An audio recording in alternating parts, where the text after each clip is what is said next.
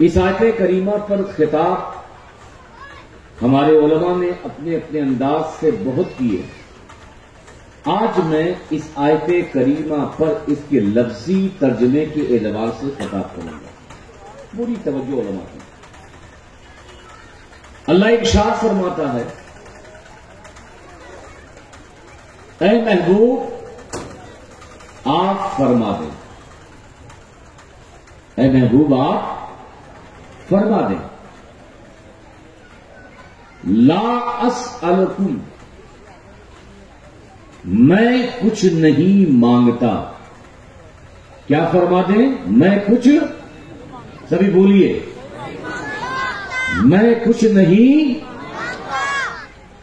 اور میں کچھ نہیں مانگتا. اور میں مانگوں کیوں؟ اس لیے کہ مجھے مانگنا ہوگا تو میں تجھ سے مانگوں گا. مجھے مانگنا ہوگا تو میں تجھ سے مانگوں گا. میں اس امت سے کیسے مانگوں جس امت کو جو کچھ بھی ملا ہے وہ میرے در سے ملا ہے. لا اسألکم، میں کچھ نہیں مانگتا. ارے میں تم سے کیوں مانگوں؟ میں ابو بکر سے کیوں مانگوں؟ میں عمر سے کیوں مانگوں؟ میں عثمان، میں اصحاب بدر، اصحاب احد، عشرہ مبشرہ، اپنے غلام، اپنے جانثار، اپنے چاہنے والوں سے کیوں مانگوں؟ ارے ابو بکر کو صداقت میرے در سے ملی، عمر کو عدالت میرے در سے ملی، عثمان کو سخاوت میرے در سے ملی، علی کو شجاعت میرے در سے ملی. دنیا کو جو کچھ بھی ملا ہے وہ میرے در سے ملا. ارے میری امت کیا، آدم سے لے کر عیسیٰ تک جتنے بھی انبیاء آئے، ان نبیوں کو جو نبوت، ان نبیوں کو جو نبوت، ان رسولوں کو جو رسالت ملی وہ تو میرے در سے ملی. جس سے مجھے کچھ ملا نہ ہو، جس کو مجھ سے سب کچھ ملا ہو، میں ابو بکر سے مانگوں گا، میں عثمان سے مانگوں گا، میں عمر سے مانگوں گا؟ نہیں. لا اسألکم، میں نہیں مانگتا، کچھ نہیں مانگتا. لا اسألکم، میں نہیں مانگتا. ہاں اگر مانگنا ہوگا رب میں تجھ سے مانگوں گا. قل رب زدنی علما، اے رب مجھے علم عطا کر. مانگنا ہوگا تو اے خدا تجھ سے مانگوں گا. مانگنا ہوگا اے رب تجھ سے مانگوں گا. مگر امت سے، غلاموں سے، جانثاروں سے لا اسألکم، میں کچھ نہیں مانگتا. اب ایک بات اور سنیے. ایک ہے ولایت اور ایک ہے نبوت. ولایت دو طریقے کی ہوتی ہے. ایک ولایت کسبی ہوتی ہے، ایک ولایت وہبی ہوتی ہے. یعنی ایک بندہ اللہ کا ولی ایسا ہوتا ہے جو ریاضت کے ذریعے، جو مجاہدے کے ذریعے، جو تقوی و طہارت کے ذریعے، جو نیکیوں کے راستے پہ چل کر کے خدا کا فضل حاصل کرتا ہے اور جا کر کے وہ اللہ کا ولی بنتا ہے.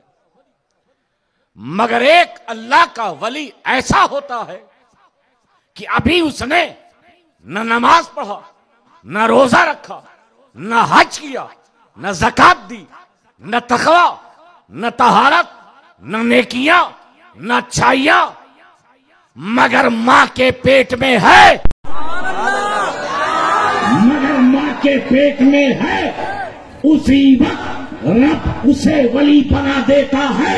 ارے یہ ہے کہ جب عبد القادر جیلانی 4 سال کے ہوئے، حافظ صاحب آئے، کہا بیٹا پڑھو اعوذ باللہ من الشیطان الرجیم بسم اللہ الرحمن الرحیم۔ عبد القادر جیلانی پڑھنے لگے اعوذ باللہ من الشیطان الرجیم بسم اللہ الرحمن الرحیم الحمدللہ رب العالمین الرحمن الرحیم مالک یوم الدین ایاک نعبد و ایاک نستعین اہدنا الصراط المستقیم صراط الذین انعمت علیہم غیر المغضوب علیہم ولا الضالین۔ آمین۔ ذالک الکتاب لا ریب فیہ، پہلا پارہ، دوسرا پارہ، تیسرا پارہ، چوتھا پارہ، پانچواں پارہ، چھٹا پارہ، ساتواں پارہ، آٹھواں پارہ، نواں پارہ، 10واں، 11واں، 12واں، 13 پارہ، 14 پارہ، 15 پارہ، 16 پارہ عبد القادر جیلانی نے حافظ جی کے سامنے سنائے۔ حافظ جی حیرت میں، اے عبد القادر یہ تم نے سبق کہاں پڑھا، کس کے پاس پڑھا؟ تو عبد القادر نے جواب دیا کہ جب میں ماں کے پیٹ میں تھا میری ماں ان پاروں کی تلاوت کرتی تھی۔ عبد القادر نے اسی وقت یاد کر لیا۔ نعرہ تکبیر، نعرہ رسالت، نعرہ رسالت، نعرہ رسالت۔ یہ جو ولایت ہے یہ ولایت وہبی ہے، مادر ذات ولی۔ دنیا میں آنے کے بعد انہیں ولایت نہیں ملی ہے، آنے سے پہلے انہیں ولایت عطا کر دی گئی۔ نبوت وہ منصب ہے، پوری توجہ، نبوت وہ منصب ہے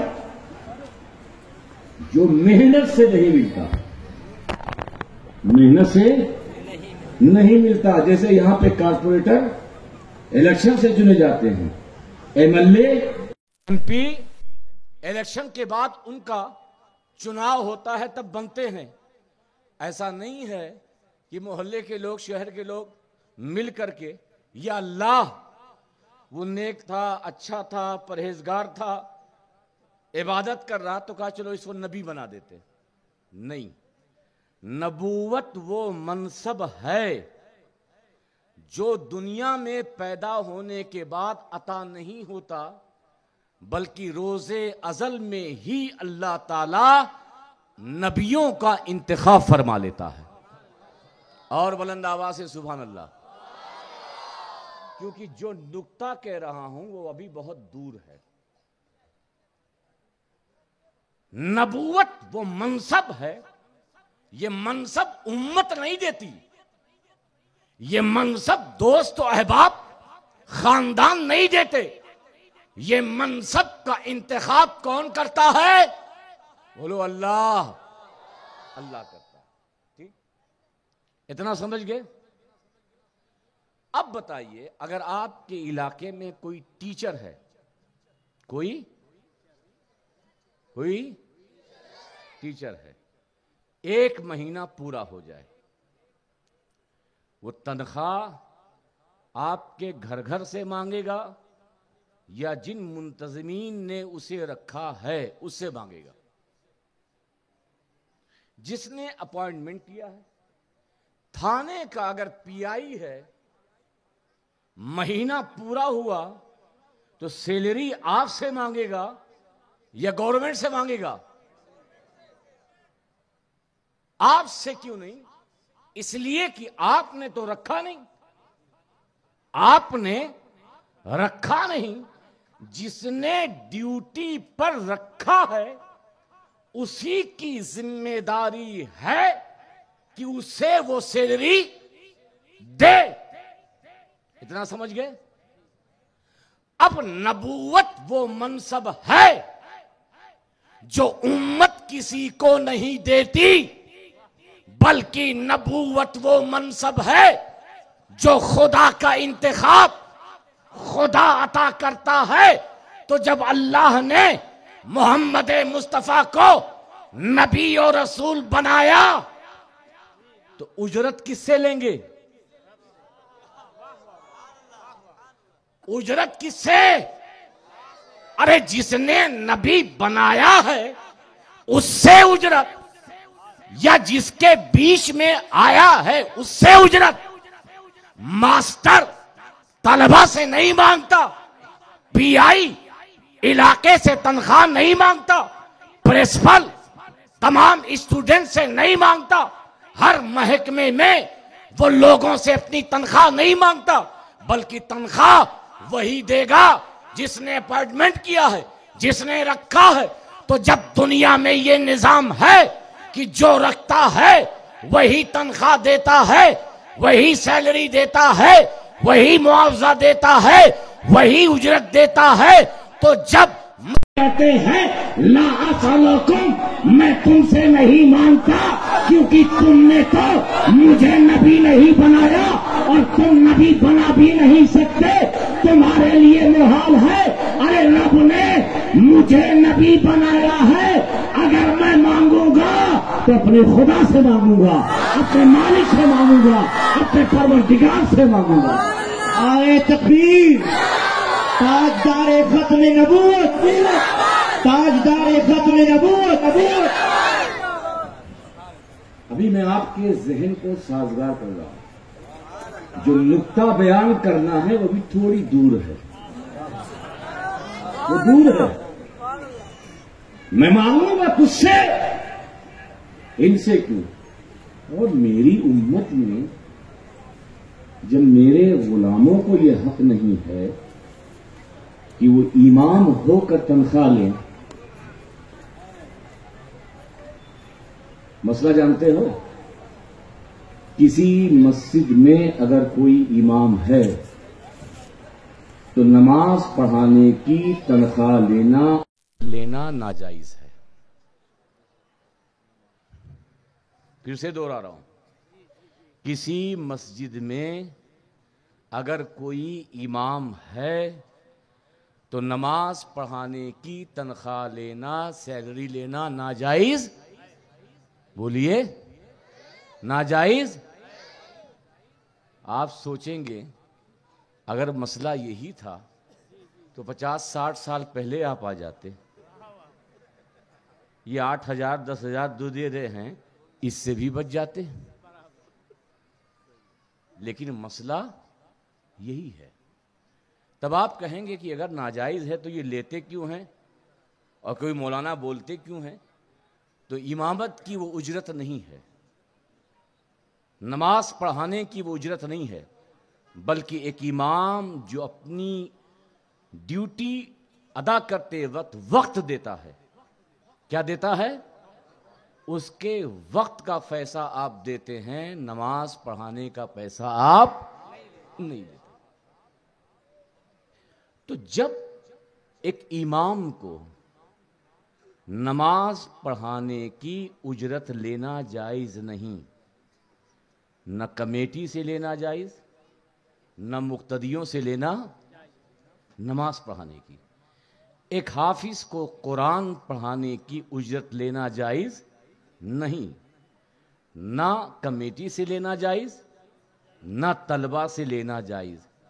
یہ سارے امتی ہیں نا، تو بتاؤ جب امتی میں دین پہنچانے کے لیے حافظ کو اجرت لینا جائز نہیں، امام کو اجرت لینا جائز نہیں، جو ساری امتوں کا امام اور سارے نبیوں کا امام ہدایت حقہ کی اجرت، وہ کیسے قرآن تمہارے تک پہنچانے کی اجرت، وہ کیسے طائف کے بازار ہو یا مدینے کی گلیاں ہو یا مکے کے بازار ہو، وہاں پر تبلیغ دین کی اجرت وہ نبی لے گا، وہ امام الانبیاء لے گا۔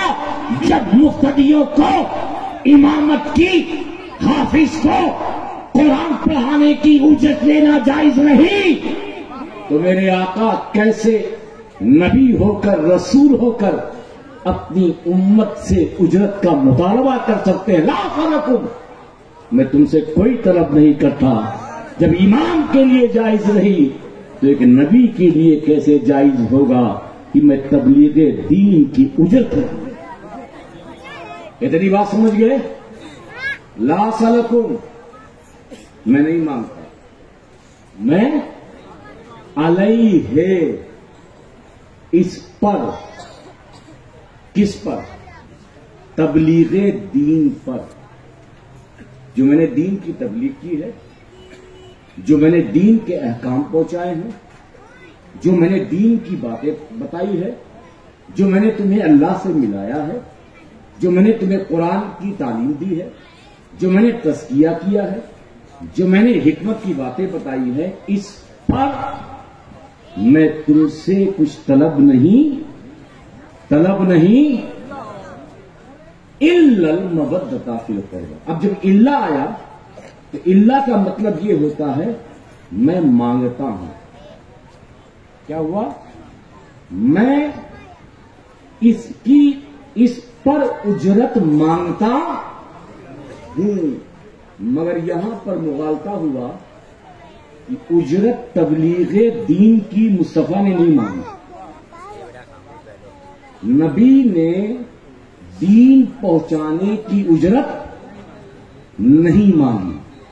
کیوں نہیں مانگی؟ اس کی وجہ میں نے بیان کر دی کہ جب اور نبیوں نے اجرت اپنے رب کی بارگاہ پر رکھ دی تو حضور کیسے اپنی اجرت اپنی امت سے مانگ سکتے تھے؟ تو سوال یہ ہے کہ جب اجرت مانگی نہیں مگر اجرت کا مطالبہ ہے، حضور نے اجرت نہیں مانگی مگر اجرت کا مطالبہ ہے، تو آخرکار کس بات پر اجرت کا مطالبہ؟ پوری توجہ۔ کیا دین نبی نے پہنچایا اس کی اجرت کا مطالبہ؟ کیا مصطفیٰ نے جو قرآن کی تعلیم دی اس کی اجرت کا مطالبہ؟ کیا جو مصطفیٰ نے تمہیں جہنمی تھے جنت کا وارث بنایا اس کی اجرت کا مطالبہ؟ میں کہوں گا ہرگز نہیں۔ یہ تو نبی کی ڈیوٹی ہے، یہ نبی کے فرائض ہیں، یہ نبی کا کرتویہ ہے، یہ نبی کی ذمہ داری ہے کہ اپنی ڈیوٹی نبھائے اور اس ڈیوٹی کی اجرت اس کا رب دے گا۔ تو جب اس کا رب دے گا، قرآن تو کہہ رہا ہے لا اسألکم علیہ اجرا الا المودۃ فی القربى، جب ملا کر ترجمہ کریں گے اس پر اے نبی آپ مانگیے، اس پر اے نبی آپ مانگیے۔ آپ لوگ یہ سمجھتے ہوں گے تبلیغ رسالت کی اجرت مانگی جا رہی ہے، تبلیغ رسالت کی اجرت کا مطالبہ نہیں۔ تبلیغ رسالت کی اجرت کا مطالبہ کیسے؟ میدان حشر ہوگا، میدان حشر ہوگا، آدم کے پاس امتی جائیں گے، اے آدم ہماری بخشش کر دیجیے، اذهبوا الی غیری، جاؤ نوح کے پاس جاؤ، اے نوح ہماری بخشش کروا دیجیے، ہماری سفارش کر دیجیے، اذهبوا الی غیری، میرے علاوہ کے پاس۔ امت ہر نبی کے پاس جائے گی، ہر نبی دوسرے نبی کے پاس ٹرانسفر کریں گے، یہاں تک کہ ساری امت محمد مصطفیٰ صلی اللہ تعالی وسلم کی بارگاہ میں آئیں گی، کہیں گے یا اللہ کے رسول، آدم کے پاس گئے، شیش کے پاس گئے، عزیر کے پاس گئے، نوح کے پاس گئے، سب نے اذهبوا الی غیری کہتے کہتے کہتے آپ تک پہنچایا۔ اتنی بات سمجھ گئے؟ اب دماغ کی کھڑکی کھولو، اگر کوئی نبی کے پاس دین کی تعلیم لینے جائے اسے منع کرے گا وہ؟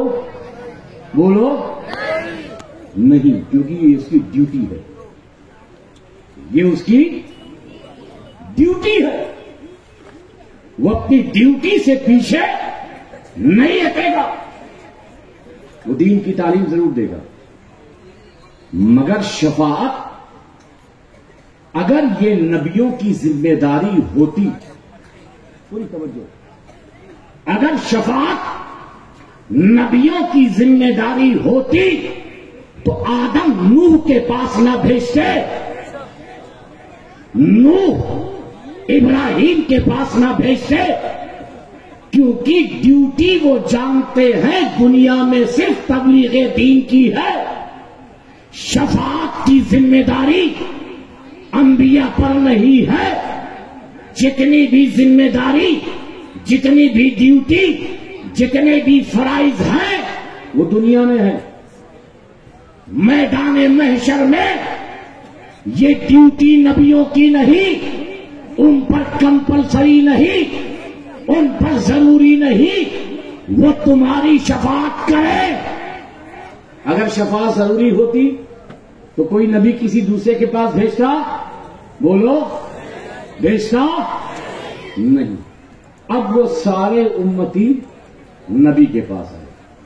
اب محمد مصطفیٰ کی بھی ڈیوٹی، پوری توجہ، بڑی ذمہ داری سے جملہ بول رہا ہوں، میرے آقا پر ضروری نہیں وہ تمہاری شفاعت کرے۔ بہت بڑا جملہ بول رہا ہوں، ڈیوٹی نہیں، فرض نہیں۔ جیسا کہ ڈیوٹی نبوت کی تبلیغ کی تھی، شفاعت یہ انبیاء کی ذمہ داری نہیں، شفاعت یہ مصطفیٰ کی ذمہ داری نہیں۔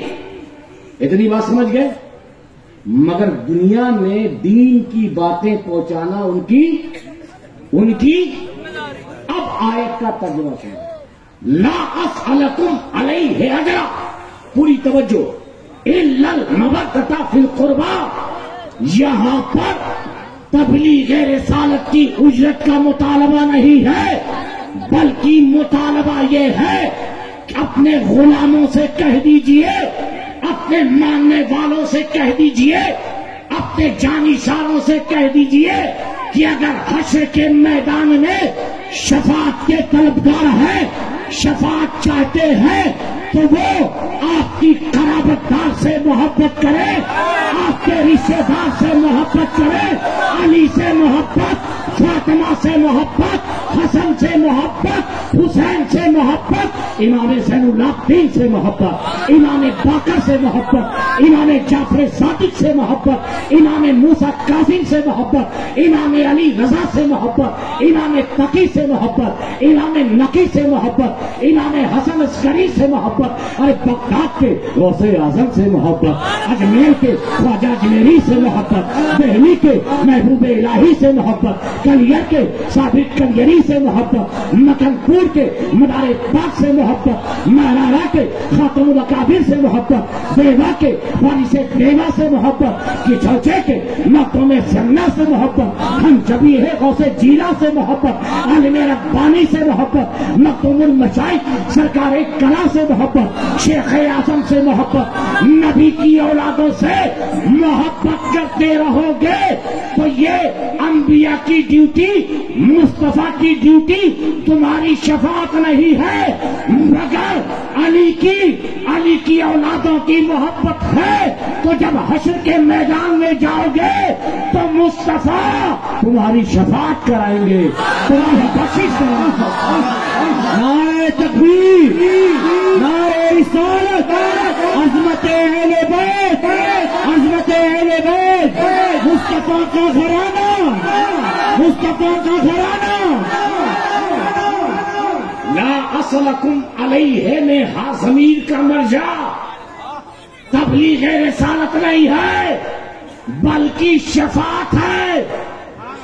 کیا امت، اگر تو شفاعت چاہتی ہے، اگر تو کامیابی چاہتی ہے، میدان محشر میں پار ہونا چاہتی ہے، تو تیرے لیے بس ایک کام یہ ہے، تو چاہتی ہے کہ تیرا نبی تیرے لیے سفارش کرے تو علی سے پیار کر، فاطمہ سلام اللہ علیہا سے پیار کر، حسن مجتبیٰ سے پیار کر، حسین اعظم سے پیار کر، ان کے شہزادوں سے پیار کرتا رہے گا، آخرت میں تیرا بیڑا پار ہوتا رہے گا۔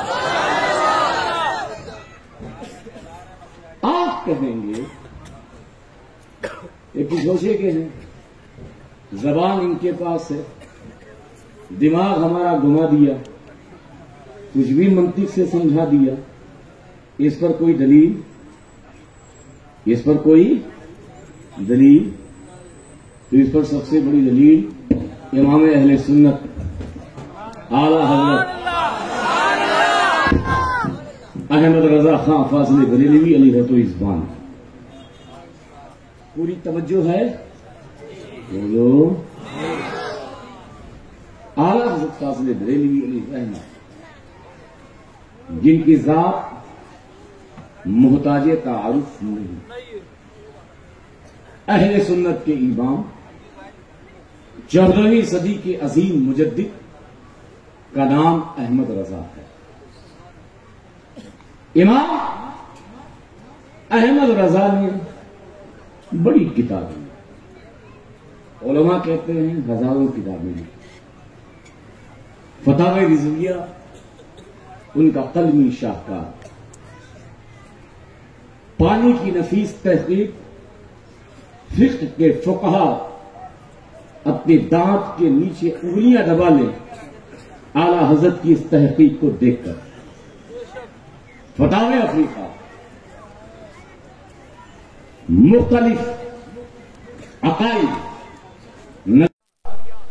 فقہی جزیات پر مہارت تامہ رکھنے والی ذات امام اہل سنت کی،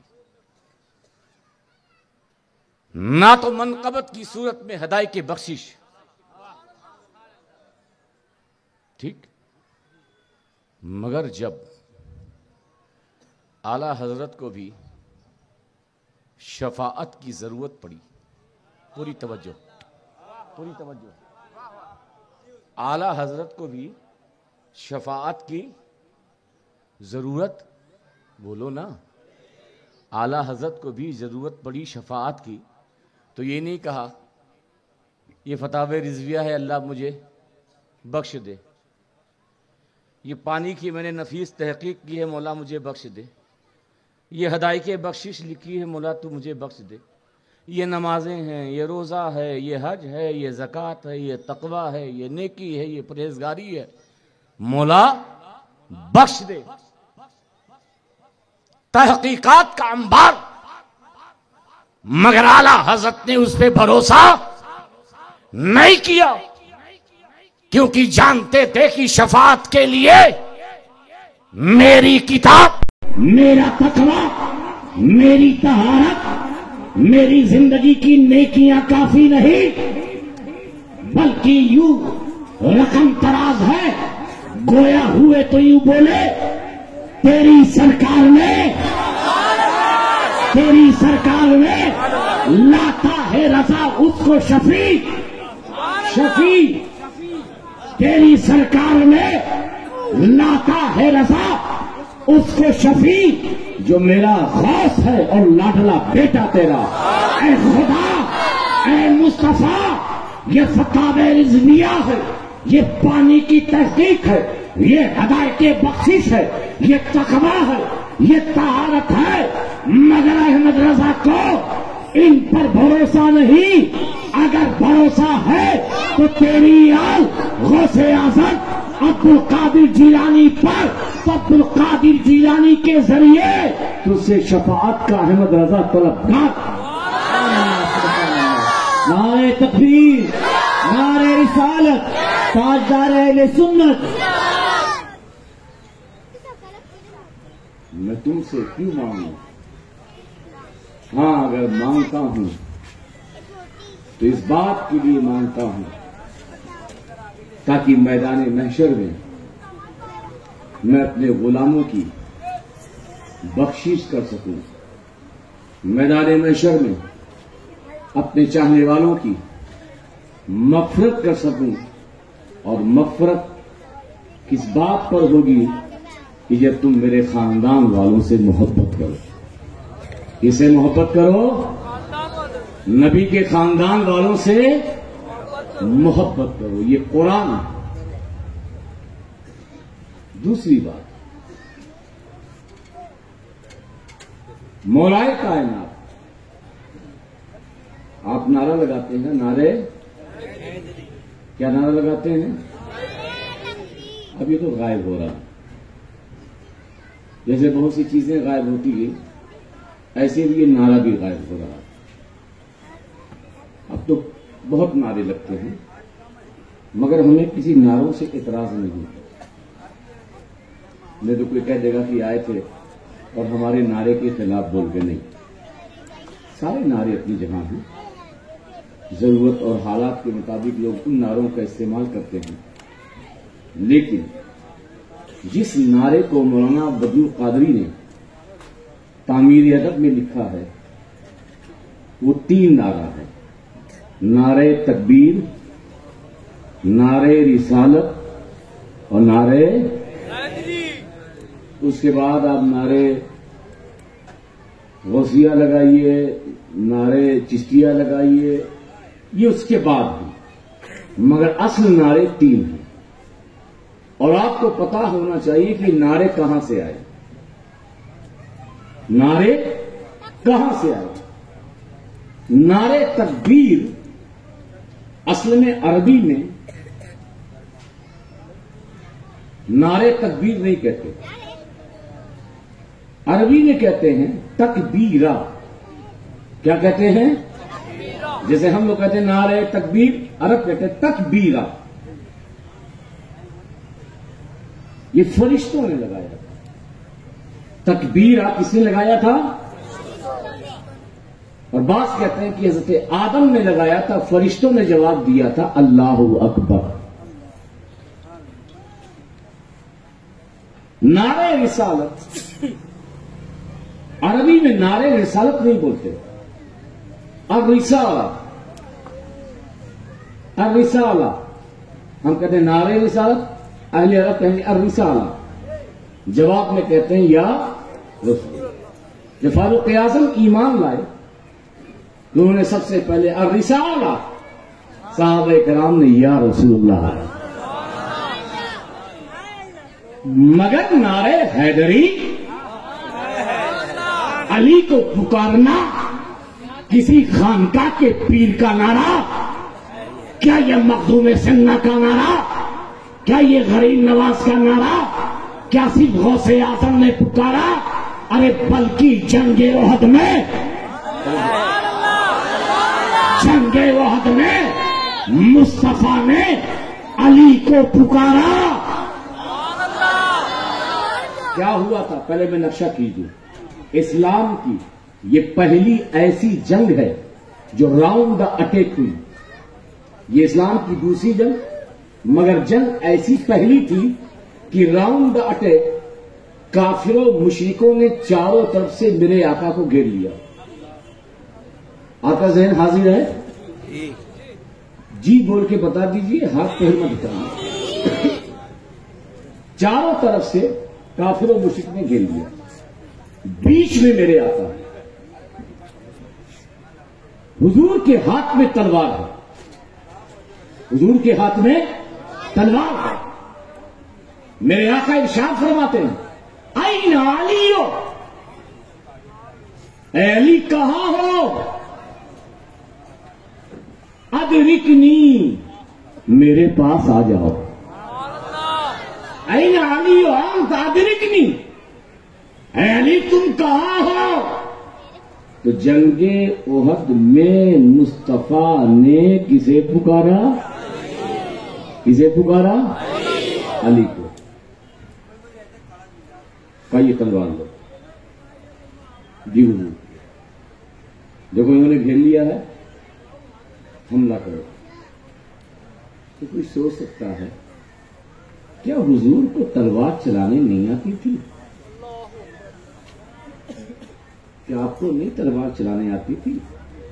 آپ بھی تو چلا سکتے تھے، آپ بھی تو کافروں کو بھگا سکتے تھے، آپ بھی تو تلوار، ایسا تو تھا نہیں کہ تلوار آپ کے ہاتھ میں بھی تھی، تلوار علی کے ہاتھ میں بھی.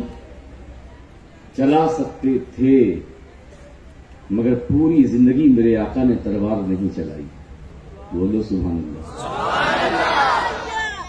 کیونکہ میرے آقا کو اللہ نے سارے عالم کے لیے رحمت بنا کر بھیجا. کوئی دنیا کا کافر و مشرک بھی نہ کہہ سکے یہ کیسے عالم کے رحمت ہیں کہ جو لوگوں پر تلوار چلاتے ہیں.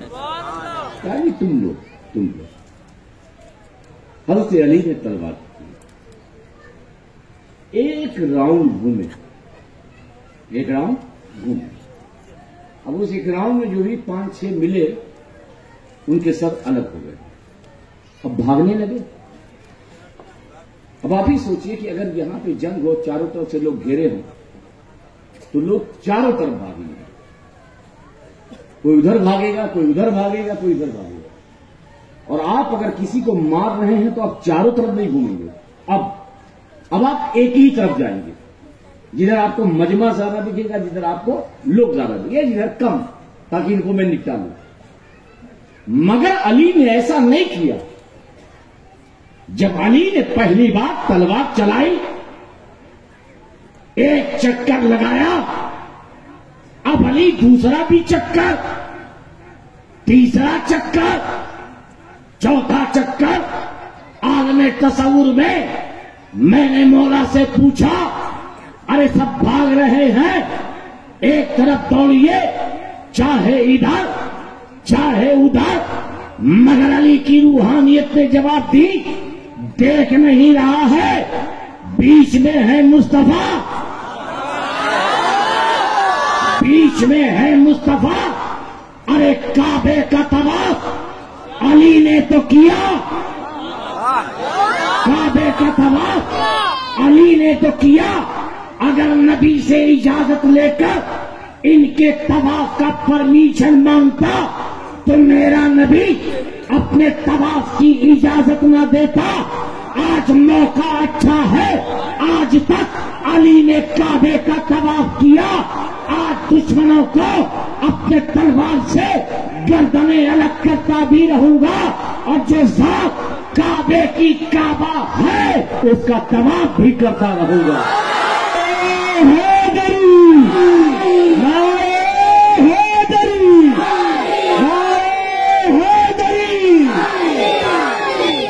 والا حضرت فرماتے ہیں، حاجی آؤ شہنشاہ کا روزہ دیکھو، حاجی آؤ شہنشاہ کا روزہ دیکھو، کعبہ تو دیکھ چکے، کعبے کا کعبہ دیکھو۔ اب علی کی تلوار ٹوٹ گئی، علی کی تلوار بولو ٹوٹ گئی۔ کیا ہوا؟ یہ منظر اللہ دیکھ رہا ہے۔ ایک روایت میں ہے جبریل اور ایک روایت میں حضرت میکائیل۔ اے جبریل جلدی سے جاؤ، علی کی تلوار ٹوٹ گئی ہے، پیش کرو۔ یہ جو تم نے ذوالفقار حیدری نام سنا ہے نا، یہ جنگ احد میں وہی تلوار ہے جو اللہ نے حضرت جبریل امین کے ذریعے مولا کائنات کو عطا کی تھی۔ علی کو تلوار دی، اور تلوار کے ساتھ ساتھ امت کو ایک وظیفہ بھی ملا۔ شاہ عبدالحق محدث دہلوی کہتے ہیں کہ جب حضرت علی ذوالفقار حیدری چلاتے رہے تو غیب سے یہ آواز آتی رہی، ناد علیم مظہر لجائی بے تجد ہو اون لکا فی النوائی بے کلو ہم و غم سینجلی بے ولایت کا یا علیو یا علیو یا علی۔ یہ وظیفہ کسی اشرفی خانقاہ اور کسی قادری چشتی سہروردی نقشبندی کی دین نہیں، بلکہ غیر سے رب نے ناد علی کا تحفہ دیا کہ جب تم مصیبت میں ہو تو کسی اور کو مت پکارو، بلکہ اپنے مولا مشکل کشا کو پکارو۔ اتنی بات سمجھ گئے؟ مگر اس امت کی بدنصیبی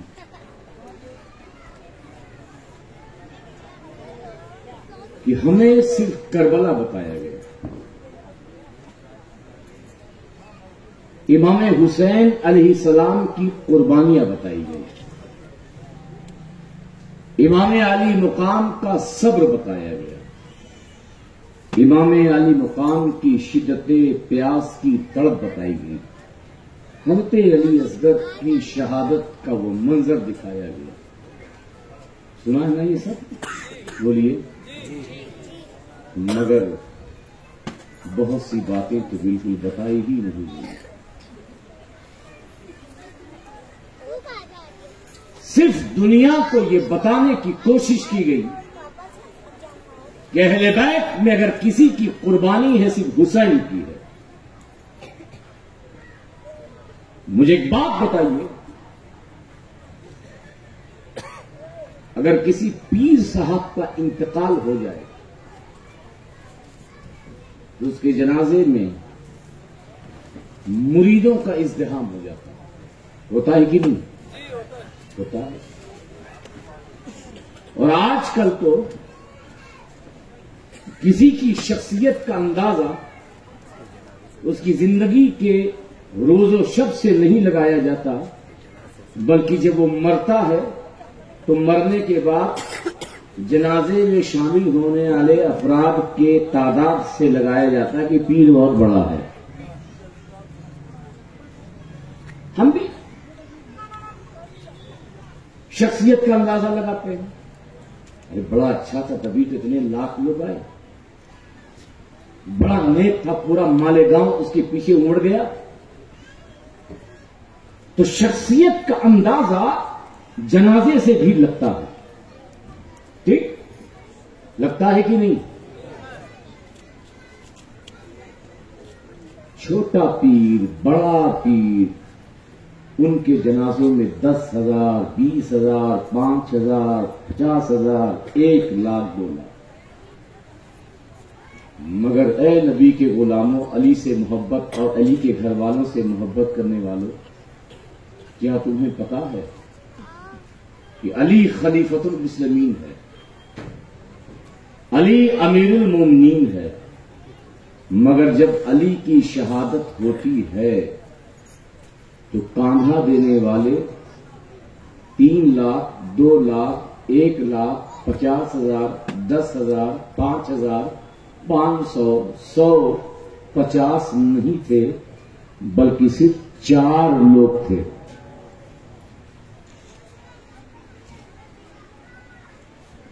وہ مولائے کائنات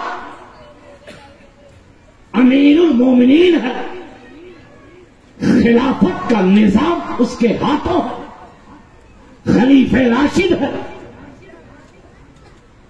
مگر اس امت کی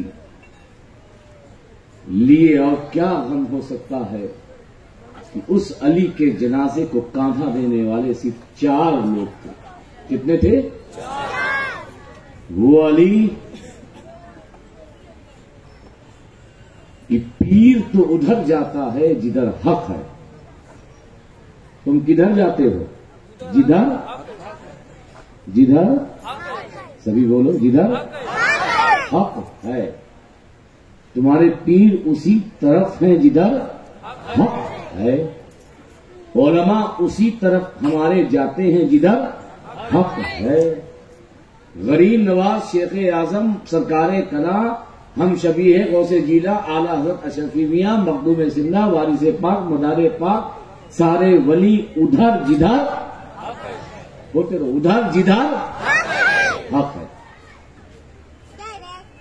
سارے ادھر جدھر حق ہے، تابعین ادھر جدھر حق، صحابہ ادھر جدھر حق ہے، ابو بکر صدیق اکبر ادھر جدھر حق، عثمان ادھر جدھر حق، عمر ادھر جدھر حق، عشرہ مبشرہ ادھر جدھر حق. مگر تنہا مولا کائنات داماد مصطفیٰ حیدر کرار حسنین کے بابا کی شخصیت ہے علی جدھر جدھر، علی جدھر جدھر. علی بدر میں تو حق بدر میں، علی احد میں تو حق احد میں، علی خندق میں تو حق خندق میں، علی منبر پر تو حق منبر پر، علی بستر پر تو حق بستر پر، علی گھر میں تو حق گھر میں، علی بازار میں تو حق بازار میں۔ ارے سارے وہ ہیں ادھر جدھر حق ہے، مگر تنہا مولا وہ ہے کہ جدھر علی علی ہے ادھر حق حق ہے۔ نعرہ حیدری، مگر ایسے مولائے کائنات کی ذات ظلم اس امت کا، یہ کاندھا دینے کے لیے 4 لوگ، کتنے لوگ؟ دن کے اجالے میں نہیں بلکہ رات کے اندھیرے میں۔ آج کوئی پیر صاحب انتقال کر جائے تو سال بھر نہیں ہوتا اس کا گنبد تیار۔ مرید محبتوں میں اپنے پیر کا گنبد تیار کرتا ہے، مگر تمہیں پتا ہے کہ 200 سال گزر گئے۔ کتنے سال؟ کتنے سال؟ 200 سال گزر گئے، سوائے کچھ لوگوں کو کسی کو پتا تک نہیں تھا کہ علی کی مزار کہاں ہے۔ گنبد چھوڑو، مینارہ چھوڑو، 200 سال تک اس امت کو پتا نہیں علی کی مزار پر یہ امت علی کے غلام فاتحہ پڑھنے والے نہیں، کیونکہ علی کی مزار کا پتہ ہی نہیں سوائے چند افراد کے۔ ہارون رشید شکار کرنے کے لیے گیا، جب شکار کرنے کے لیے گیا تو کتا ساتھ میں لے کے گیا، شکاری کتا تھا، سامنے ہرن تھی، اس نے کتے کو اشارہ کیا، ٹرین کتا تھا، کہا سامنے ہرن ہے، جا کر کے اپنا شکار کر، مگر وہ ہرن دیکھ کر کے بھی کتا شکار کرنے کے لیے تیار نہیں ہے۔ ہارون رشید پریشان مایوس ہو کر گاؤں میں پہنچتا ہے تو وہاں پر ایک بوڑھے سے کہتا ہے، بدو سے کہتا ہے کہ بابا میں بہت پریشان ہو گیا، آج تک میرے کتے نے کبھی خطا نہیں کی، کبھی ایسا نہیں ہوا کہ سامنے شکار ہو اور میرے کتے نے اس کا شکار نہ کیا ہو، مگر آج پہلی بار ہے کہ میں نے دیکھا کہ میرے کتے نے شکار کو دیکھ کر بھی شکار نہیں کیا۔ تو اس بوڑھے نے جواب دیا کہ ہارون، تیرا شکاری کتا شکار کیسے کرتا؟ کہا کیا بات ہے؟ کہا ہارون تجھے پتا نہیں ہے، یہ جو ٹیلا ہے، اس ٹیلے پہ جو پتھر ہے یہ کسی اور کی مزار نہیں بلکہ مولائے کائنات کی مزار ہے۔ اب توجہ، پوری توجہ، اس کتے نے شکار نہیں کیا، شکار کیونکہ وہ ہرن حضرت علی کے حصار میں آ گئی۔ توجہ، اس کتے نے شکار نہیں کیا کیونکہ وہ شکار، وہ ہرن حضرت علی کے حصار میں آ گئی۔ مالیگاؤں کے سنی مسلمانوں کیا سمجھے؟ اگر دنیا کے حوادثات سے بچنا چاہتے ہو، اگر دنیا کی مشکلات سے بچنا چاہتے ہو، ان یزیدی کتوں سے بچنا چاہتے ہو، آج بھی مولا علی کے حصار میں آ جاؤ۔ یہ یزیدی کتے، یہ مشکلات، یہ زمانے کی سختیاں تمہارا کچھ نہیں بگاڑ پائیں گی، بس شک ہے کہ علی کے دامن سے وابستہ ہو جاؤ، علی کے حصار میں آ جاؤ۔ جس طرح وہ ہرن علی کے حصار میں آ گئی، شکاری کتے سے بچ گئی، ایسے تم یزیدی کتوں سے بچ جاؤ گے۔ یہ ہے وہ علی۔ میں وہ حصہ بیان کر رہا ہوں جو آپ کو سنایا نہیں گیا، جو آپ نے سنا نہیں۔ امام زین العابدین سے لے کر امام حسن عسکری تک بعض تاریخ کے مطابق سب کو شہید کیا گیا۔ آج امت کو ڈرایا جاتا ہے 12 امام مت بولو، یہ 12 امام شیعوں کے ہیں، مگر امام اہل سنت لکھتے ہیں اگر امام سے مراد مقتدی فی الدین ہے، کیونکہ شیعہ امامت کا معنی کچھ اور لیتے ہیں، مگر ہم امامت سے مراد مقتدی فی الدین لیتے ہیں، تو یہ 12 امام شیعوں کے نہیں ہیں، بلکہ یہ 12 امام ہم اہل سنت و جماعت کے ہیں، اس لیے کہ یہ 12 امام وہ ہیں کہ انہی کے باطنی فیوض سے زمانے کو قطبیت، زمانے کو غوثیت، یہ دنیا میں جتنے بھی غوث، جتنے بھی قطب، جتنے بھی غوث ہوئے ہیں، سب کو 12 امام کا فیض ملا ہے، تبھی جا کر وہ غوث و قطب ہوئے۔ آج عجیب بات ہے، علی کی بات کرو، حیدر کی بات کرو، شیعہ ہو گیا، شیعہ ہو گیا، شیعہ۔ جبکہ آپ دیکھیے، جب میں نے خطبہ سے پہلے بھی دعا مانگی تو آپ نے غور نہیں کیا ہوگا، شیخ اعظم کا وہ منظوم مناجات کی بہر صدیق و عمر از پے عثمان و علی، پہلے حضرت ابوبکر کا نام، پھر حضرت عمر کا نام، پھر حضرت عثمان، پھر علی، یعنی ہمارا یہ عقیدہ ہے، ہمارا یہ عقیدہ ہے، افضل البشر بعد الانبیاء بالتحقیق حضرت ابو بکر صدیق، یہ عقیدہ ہے۔ جب یہ عقیدہ ہمارا ہے،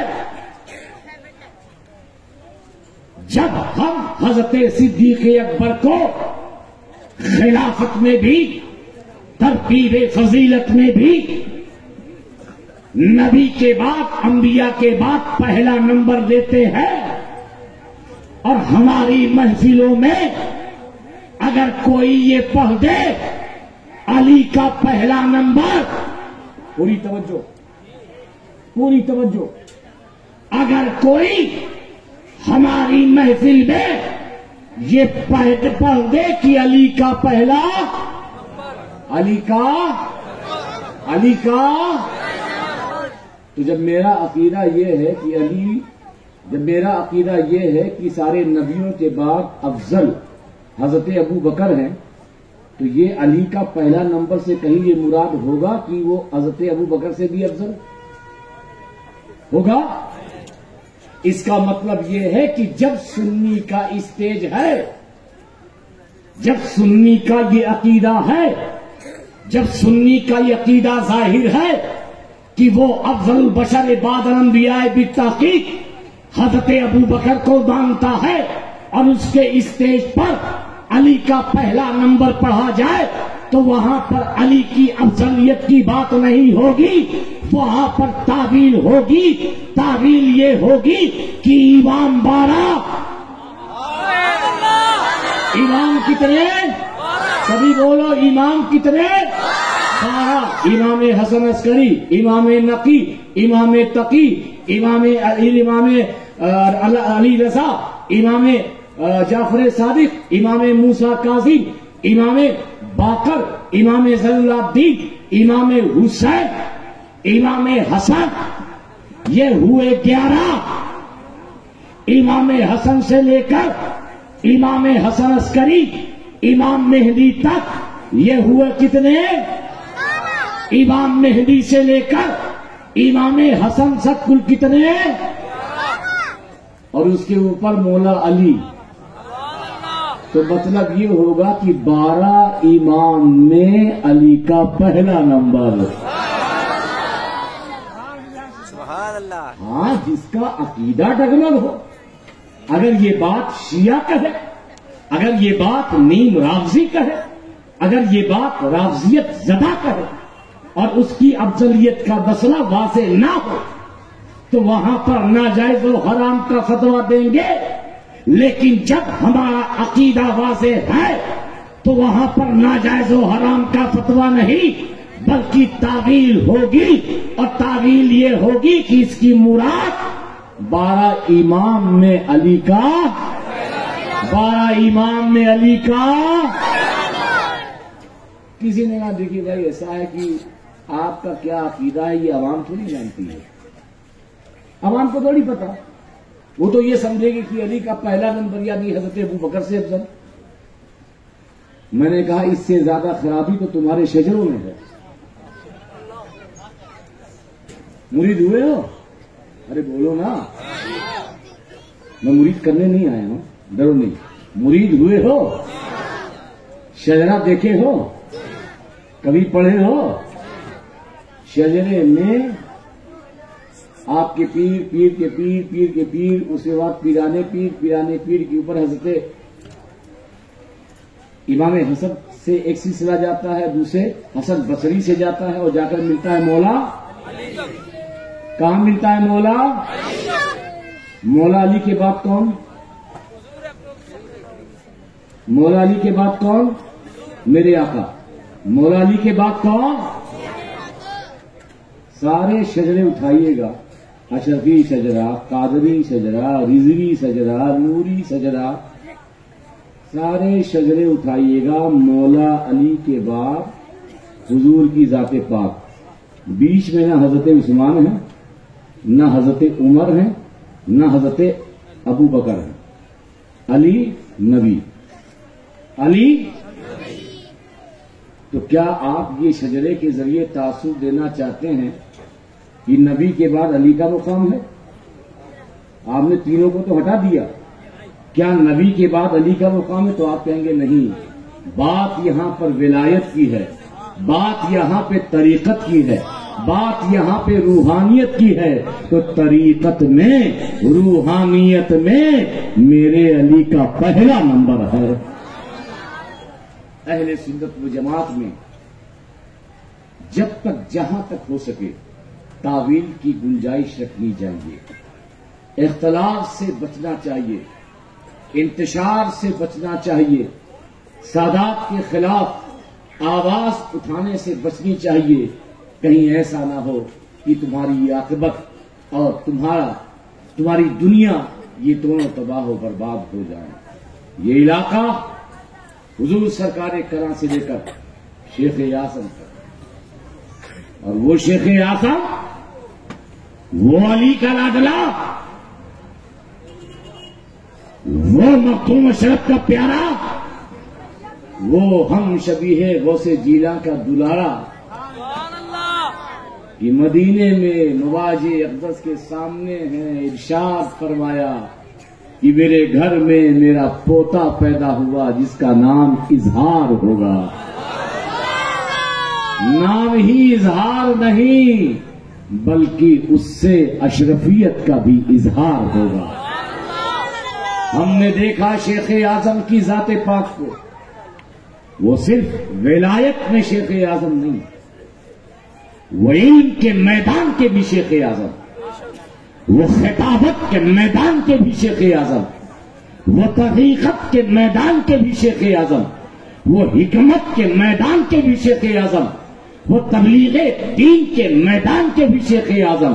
شیخ اعظم کا اگر کوئی مترادف جملہ استعمال کروں تو شیخ اعظم دین کے جذبے کا نام تھا کہ اگر کچھ ستھان لیتے مختار اشرف لائبریری بنانی ہے، ہندوستان کی پہلی ایسی لائبریری بنانی ہے جو اسلامیات کی ریسرچ کا پہلا ادارہ ہو، تو جذبے سے پیچھے ہٹنے والی ذات کا نام کہ جو ہٹے نہ، جو پیچھے قدم کو ہٹایا نہیں بلکہ آگے بڑھتے رہے اور مختار اشرف لائبریری کا قیام کیا۔ آپ کے بھی علاقے میں آتے رہے ہوں گے۔ دوسری جو سب سے بڑی بات ہے کہ عام طور سے پیروں سے ملنا بڑا مشکل ہو جاتا ہے۔ وی آئی پی نیس، وی آئی پی نیس، مگر شیخ اعظم جب آتے تھے تو سب کے لیے دروازہ کھلا رہتا تھا۔ یہی ہے پیروں کی شان، یہی ہے آل رسول کہ ان کے در پہ کوئی بھی آئے، امیر آئے، غریب آئے، فقیر آئے، محتاج آئے، بے سہارا آئے، سب کی سنتے ہیں اور سب کی سننے والی ذات کا نام حضور شیخ اعظم ہے، اور عالم ہوتے ہیں مگر یہ ایسے عالم گھرانے کے تھے، یہ عالم تو تھے مگر جس پر نگاہ ڈال دیں اسے بھی علم کی خیرات ہو جاتی تھی۔ ہم اس شیخ اعظم کی یاد، اس شیخ اعظم کا جشن منانے آئے ہیں اور ان کی یاد بنا رہے ہیں۔ مجھے پتا ہے کہ وقت کافی ہو گیا ہے، تو حضور شیخ اعظم کی جب اعلیٰ حضرت اشرفی میاں ہندوستان کی جوچا میں پہنچے اور شیخ اعظم کو گود میں لیا اور کوئی دیکھنے آیا، کہا اشرفی اس کے اندر ہو گیا، دونوں میں کوئی فرق نہ رہا، اس ذات کا نام حضور شیخ اعظم ہے۔ میری قربت تو زمانے طالب علم میں بڑی خاص تھی، آپ کے قریب بہت رہا۔ اہل سنت کا درد، اہل سنت کے لیے باتیں کرنے والے، اختلاف کیسے ختم ہو، انتشار کیسے ختم ہو، ہمارے بیچ میں اتحاد کیسے قائم ہو، اس کے لیے حضور شیخ اعظم بڑے کوشاں تھے۔ مجھے یاد ہے کہ میں جامع اشرف پڑھتا تھا، اس وقت اشرفی رضوی اختلاف بہت زور پہ تھا۔ بچوچا مقدسہ میں حضور سرکار کلا کی سرپرستی میں تمام علماء کو بلایا گیا اور یہ زور دیا گیا کہ ہر اشرفی علماء سنیت کی خدمت کرتے رہے، ان اختلاف سے دور رہے۔ یہی وجہ ہے کہ اشرف ملت پر، پنجاب کی دھرتی پر جب کوئی بدتمیزی کرتا ہے تو مالیگاؤں مشن گواہ ہے، اشرف ملت کی طرف سے حکم آتا ہے جو کرنا ہوگا ہم کریں گے، مگر آل انڈیا علماء مشائخ بورڈ خاموش رہے، تمہیں بولنے اور تمہیں کرنے کی ضرورت نہیں، کیونکہ آل رسول نبی کا گھرانہ وہ گھرانہ ہے کہ جو زیادتیاں، جو ظلم، جو گالیاں سہ لیتے ہیں مگر بدلے میں مسکرا کر دعائیں دیتے ہیں۔ سرکار کلا کی ذات پاک کو زندگی بھر آخری وقت میں سرکار کلا کو بھی نہ چھوڑا گیا، مگر ہم سرکار کلا کی محفل میں بیٹھتے تھے مگر سرکار کلا بدلے میں بد دعا نہیں بلکہ اللہ اسے ہدایت دے، اللہ اسے سیدھی راہ دکھائے، یہ سرکار کلا کی دعائیں تھی، کیونکہ آل رسول کا یہی طریقہ کار۔ ہم بہت سے لوگ سوچے ہوں گے کہ سید عالمگیر اشرف آئے ہیں تو ادھر ادھر کی باتیں کریں گے، اختلاف کی باتیں کریں گے، ہمارے خلاف کریں گے، ہماری تنظیم کے خلاف کریں گے۔ تو میرا ایک طریقہ ہے وہ بتا دوں، میں اپنے چینل پر صرف دفاع کے لیے کام کرتا ہوں۔ ایک ہوتا ہے اٹیک، ایک ہوتا ہے ڈیفنس۔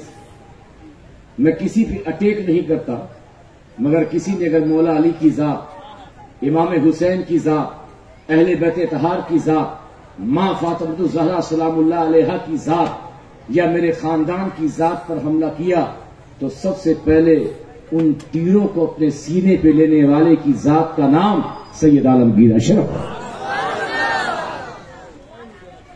میرے خلاف گالیاں بکو، مجھے شیعہ کہو کہتے رہو، مجھے رابسی کہو کہتے رہو، مگر مولا کائنات پر، امام حسین پر، ماں فاطمہ الزہرا پر، اگر اہل بیت پر، خاندان کچوچا پر تم نے حملہ کیا تو ہم غصے سے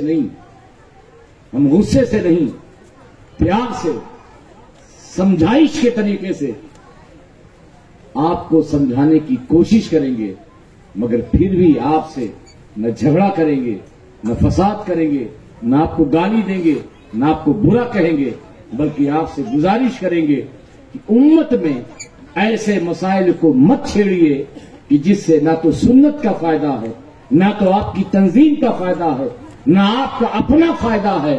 آپ سنتوں کا کام کرتے رہیے، دین کا کام کرتے رہیے. اب بھی ہم تمہارے ساتھ ہیں, کل بھی تمہارے ساتھ رہیں گے. اختلاف صرف اس بنیاد پر ہے کہ آپ ان مسائل کو بالکل مت چھیڑیں جس سے نہ تو آپ کی تنظیم کا فائدہ ہے, جس سے نہ تو سنیت کا فائدہ ہے, نہ قوم کا فائدہ ہے. اتنا ہی اختلاف ہے. مگر ہم نہ تو اپنے ماننے والوں کو کہتے ہیں کہ اس بنیاد پر کسی تنظیم کو برا کہیں, کسی تنظیم کے پیچھے پڑ جائیں, یا اس کے بانی کو برا بھلا کہیں, یا اس کے ذمہ دار کو برا بھلا کہیں, یا اس کے مبلغ کو برا بھلا کہیں. اختلاف کچھ چیزوں میں ہے, اس کا مطلب یہ نہیں ہے کہ ساری چیز غلط ہے. بھائی مسلمان سب اچھے تھوڑی ہیں, تو کیا مسلمان اگر غلط ہیں تو اس سے اسلام بھی غلط ہو جائے گا؟ نہیں. اصلاح ہوگی غلط باتوں کی, اپیل کی جائے گی, گزارش کی جائے گی, ان باتوں سے آپ دور رہیں. ورنہ کیسے, جیسے کل ہماری تائید تھی, آج بھی ہماری تائید ہے اور کل بھی ہماری تائید رہے گی. شرط یہ ہے کہ آپ اس فکر پر آ جائیے جو فکر اہل سنت و جماعت کی ہے. اور اہل سنت و جماعت کی فکر کیا ہے؟ نبی سے عشق. بولیے, نبی سے محبت, صحابہ کا ادب, نبی سے, سبھی بولو, نبی سے, صحابہ کا, اور اہل بیت کی مودت. یہ تینوں چیز ہمارے ساتھ, ہم اس پر چلتے رہیں, عمل کرتے رہیں, آپس کے اختلاف سے بچتے رہیں, کسی کے خلاف بولنے سے بچتے رہیں. اسٹیج پر ہم ان چیزوں کو بولنے سے بچتے ہیں اور نہ ہی ان چیزوں کو بولنے کو اچھا سمجھتے ہیں. آپ کو سیدھی راہ, آپ نبی سے محبت کرتے رہیے, رسول سے محبت کرتے رہیے, صحابہ کرام کا ادب کرتے رہیے, اہل بیت سے محبت کرتے رہیے, اولیاء کرام کو چاہتے رہیے, دین کا کام کرتے رہیے, آپس کے اختلاف سے دور رہیے, جتنا اتحاد ہو سکے امت میں اتحاد پھیلانے کی کوشش کرتے رہیے. وما علینا الا البلاغ. السلام علیکم.